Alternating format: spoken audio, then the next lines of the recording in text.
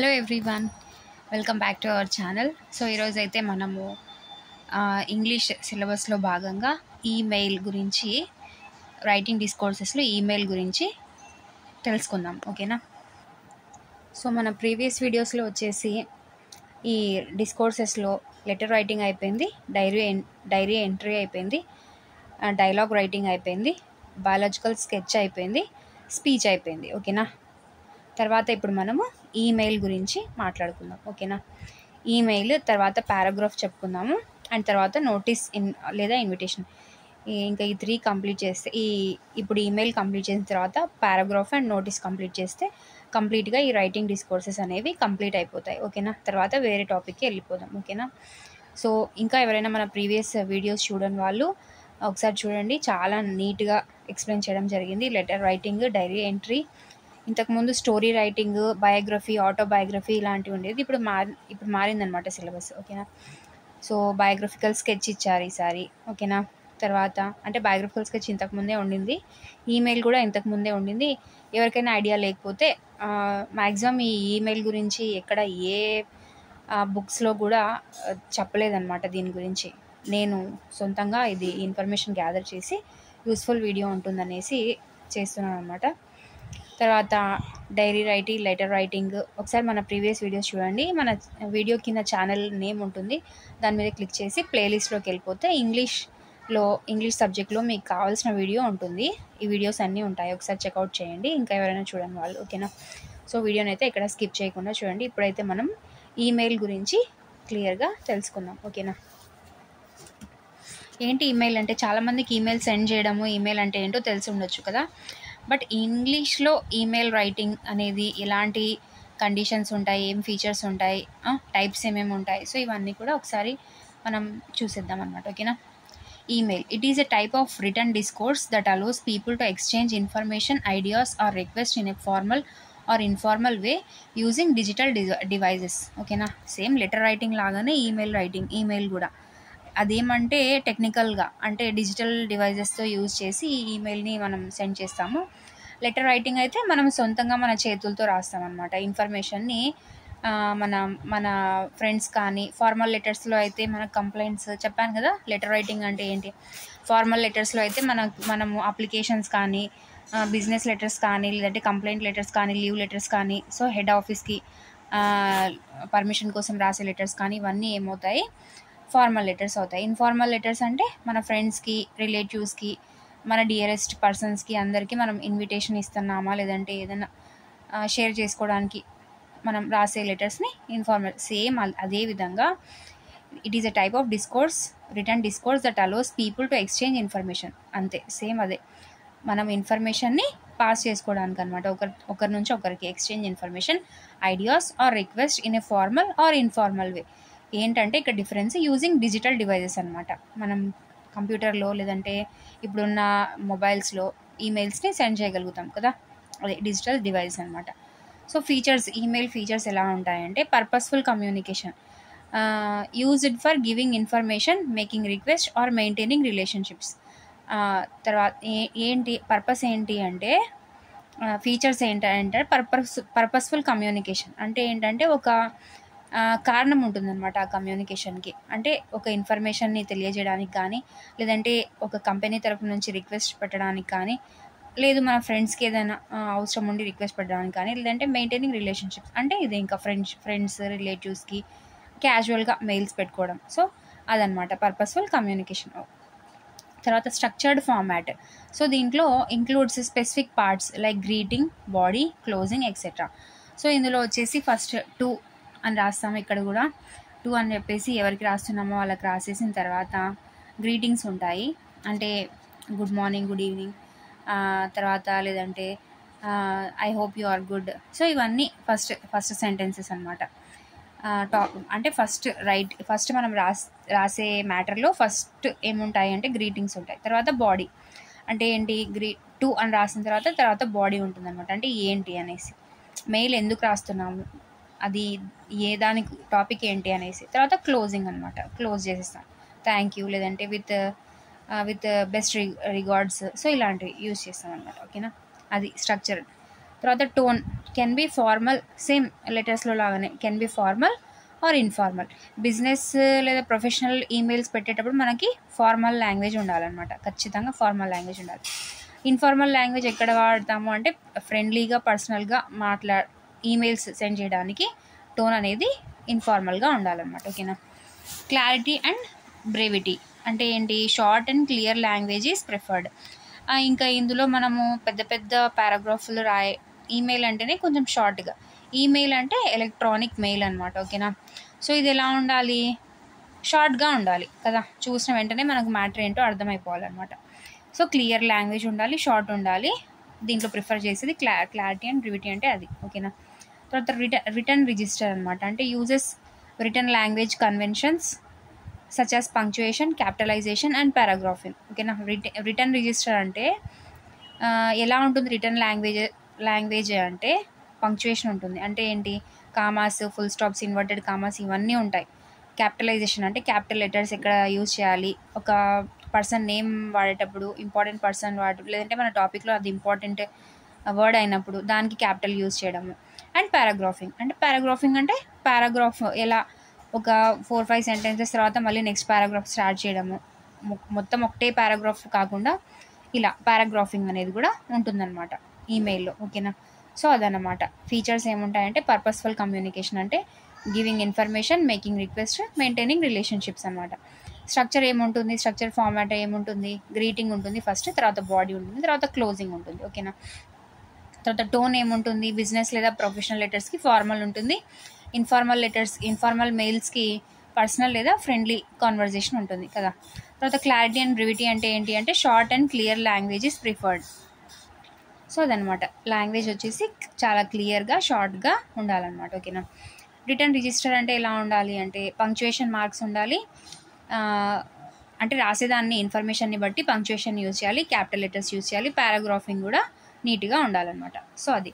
తర్వాత basic structure of an email, అసలు structure ఎలా ఉంటుంది, మనం ఇక్కడ స్ట్రక్చర్ ఫార్మాట్ మాట్లాడుకున్నాం కదా, అది దాన్ని కొంచెం ఎలాబరేట్ చేసుకుంటే basic structure of an email ఎలా ఉంటుంది అంటే టు, ఫ్రమ్, సబ్జెక్ట్ ఉంటుంది, టు లేదా ఫ్రమ్ లేదా సబ్జెక్ట్ ఉంటుంది. ఓకేనా.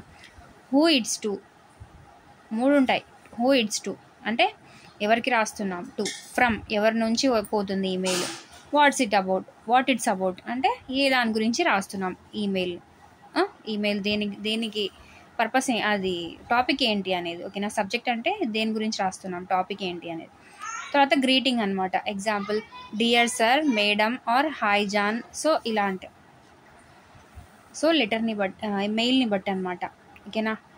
ప్రొఫెషనల్ లెటర్ లేదా అఫీషియల్ లెటర్, అదే ఫార్మల్ లెటర్ ఉంటే, ఫార్మల్ మెయిల్స్ ఉంటే డియర్ సార్, మేడం అంటాం. ఇన్ఫార్మల్ ఉంటే హాయ్ జాన్ అంటే friends, hi John, hi Ramesh, hi Mahesh, అలా నేమ్స్. ఓకేనా. తర్వాత ఓపెనింగ్ లైన్ అంటే ఫస్ట్ స్టార్టింగ్లో మనం ఏం రాస్తాము అంటే introduce the reason for writing, అసలు దేనికి ఆ ఈమెయిల్ మెయిన్ రీజన్ ఏంటి అనేది ఓపెనింగ్ లైన్లోనే రాసిస్తాం అనమాట. ఓకేనా. తర్వాత బాడీ అంటే ఏంటి, give details or main information, దీంట్లో మెయిన్ ఇన్ఫర్మేషన్ ఉంటుంది, ఆ మెయిల్ ఏంటి అనేది మెయిన్ ఇన్ఫర్మేషన్ ఈ బాడీలో ఉంటుంది అనమాట. తర్వాత వచ్చేసి క్లోజింగ్ లైన్ అనమాట. క్లోజింగ్ లైన్ అంటే ఏంటి, థ్యాంక్ యూ లేదంటే సమ్మరైజ్ చేయడం, from this I clearly inform you అని చెప్పేసి అలా రాయడం, లేదంటే thank you so much, so అలా రాయడము, సమ్మరైజ్ చేయడం అనమాట. అంటే ముందు రాసిన బాడీ పారాగ్రాఫ్ని ఇంకా కంక్లూడ్ చేయడం అనమాట, అది. తర్వాత సైన్ ఆఫ్ అంటే యువర్స్ సిన్సియర్లీ అని లెటర్లో రాస్తాం కదా, సేమ్ అలానే sincerely with best regards, yours sincerely అనేసి సైన్ ఆఫ్ చేసేయడం. సైన్ ఆఫ్ అంటే ఏంటి, కంప్లీట్ చేయడం అనమాట ఇంకా ఈమెయిల్ని. ఓకేనా. తర్వాత ఏంటి, నేమ్ లేదా signature, writers name or designation అనమాట. ఇంకా మనం ఈమెయిల్ పెడుతున్నామంటే మన నేమ్ లేదా మన డిసిగ్నేషన్, మనం ఏం చేస్తున్నాం అనేది. ఓకేనా. సో ఇదనమాట మెయిల్. ఓకేనా. తర్వాత అడ్వాంటేజెస్ ఆఫ్ ఈమెయిల్. సో మనకి ఈమెయిల్ ఎలాంటి అడ్వాంటేజ్, ఏం అవసరం దానివల్ల ఎలాంటి హెల్ప్ ఉంటుంది అంటే ఫాస్ట్ అండ్ కన్వీనియంట్ కమ్యూనికేషన్, అంటే అంటే చాలా స్పీడ్గా పోతుంది మెయిల్ కదా. అసలు ఇప్పుడు మనం అనుకుంటే వెంటనే మెయిల్ పంపించేసేయచ్చు కదా, చాలా వెంటనే విత్ ఇన్ మినిట్స్లో వెళ్ళిపోతుంది అనమాట, అది. తర్వాత కాస్ట్ ఎఫెక్టివ్ అంటే నో పేపరు, పోస్టేజ్ నీడెడ్ అంటే పేపర్ పెన్, మళ్ళీ దానికి కవరు, స్టాంపు ఇవన్నీ అవసరం ఉండదు లెటర్ లాగా. సో జస్ట్ మనం అనుకుంటే మెయిల్ ఒకటి క్రియేట్ చేసుకోవడము, సెండ్ చేసేయడం అంతే కదా. ఎస్. సో కాస్ట్ ఎఫెక్టివ్ అనమాట, no cost. Can reach multiple people at once. So మనం ఒకరికి పంపిస్తే ఒకరికి వెళ్తుంది మెయిల్, మల్టిపుల్ ఒక గ్రూప్కి పంపించాలనుకుంటే ఒకటేసారి పంపించచ్చు కదా. సో అక్కడ టైం కూడా సేవ్ అవుతుంది. సో తర్వాత easy to store, forward and retrieve messages. అంటే మనం స్టోర్ చేసుకోగలము ఈమెయిల్స్ని, మళ్ళీ కావాలనుకుంటే మళ్ళీ ఫార్వర్డ్ చేయగలుగుతాము. అంటే ఒకరికి పంపించిన తర్వాత మళ్ళీ ఇంకొకరికి ఫార్వర్డ్ చేయగలుగుతాము. అండ్ రిట్రీవ్ మెసేజెస్ అంటే మళ్ళీ ఒకసారి చూసుకోగలుగుతాం అనమాట. అదే లెటర్ అయితే మళ్ళీ చూసుకోగలుగుతాము, ఒకసారి రాసింటాము, ఇంకా పంపించేస్తే మన ఫ్రెండ్కో ఆఫీస్కో అది వెళ్ళిపోయి ఉంటుంది, అది మళ్ళీ మనం చూడలేం. కానీ దీంట్లో మనం మళ్ళీ అది స్టోర్ అయి ఉంటాయి కదా, మళ్ళీ రిట్రీవ్ అంటే మళ్ళీ చూసుకోవచ్చు అనమాట. ఎన్విరాన్మెంట్ ఫ్రెండ్లీ అంటే ఇంకా దీనివల్ల ఎలాంటి ఏమంటారు, పర్యావరణానికి ఎలాంటి హాని ఉండదు. మెయిల్స్ పంపించుకోవడం, సెండ్ చేయడం వల్ల ఎలాంటి హాని ఉండదు అనమాట ఎన్విరాన్మెంట్కి. సో అదనమాట. తర్వాత డిసడ్వాంటేజెస్ ఏమన్నా ఉన్నాయా అంటే risk of spam or phishing. అంటే ఏంటి, మన మెయిల్స్లో కొన్నిసార్లు ఏం జరుగుతుందంటే స్పామ్స్ జరుగుతాయి. అంటే వేరే ఐడితో మన ఈమెయిల్ని హ్యాక్ చేసేయడము, లేదంటే అంటే అది సీక్రెట్ ఇన్ఫర్మేషన్ అయిందనుకోండి, ఆ మెయిల్లో సీక్రెట్ సబ్జెక్ట్ అయిందనుకోండి, అది స్పామ్ వల్ల ఏమవుతుంది, అందరికీ తెలిసిపోతుంది అలా. లేదంటే హ్యాకర్స్ హ్యాక్ చేసేస్తారు కదా. సో ఫిషింగ్ అంటే ఏంటి, అవకతవక చేసేయడం అనమాట. ఒకరికి పంపించేది ఇంకొకరికి సడన్గా బై మిస్టేక్గా పంపించగలుగుతాం.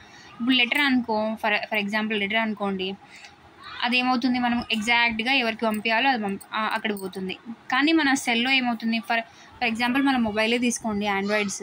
సో ఏమవుతుంది, ఫోన్ ఒకరికి చేయాల్సింది బదులు ఇంకొకసారి సేమ్ ఆల్ఫాబెట్తో స్టార్ట్ అయ్యే వాళ్ళకి మనం వేరే వాళ్ళకి పంపించేస్తాం కదా. సో అలాంటి ఫిషింగ్ అంటే అవకతవకలు కూడా జరుగుతాయి. ఓకేనా. అది. తర్వాత misunderstanding tone or intent. So మనం రాసే టోన్ కూడా నీట్గా లేకపోతే అది కూడా ఒక మిస్అండర్స్టాండింగ్ జరుగుతుంది అనమాట. ఓకేనా. Requires internet access. మెయిల్ పంపించాలంటే ఏం కావాలి, ఇంటర్నెట్ కావాలి. సో అదొక డిసడ్వాంటేజ్. పంపించాలంటే ఖచ్చితంగా నెట్వర్క్ ఉండాలి, అది లేకపోతే పంపించలేము. సో అది కూడా ఒక డిసడ్వాంటేజ్ కింద. Can be impersonal compared to face to face.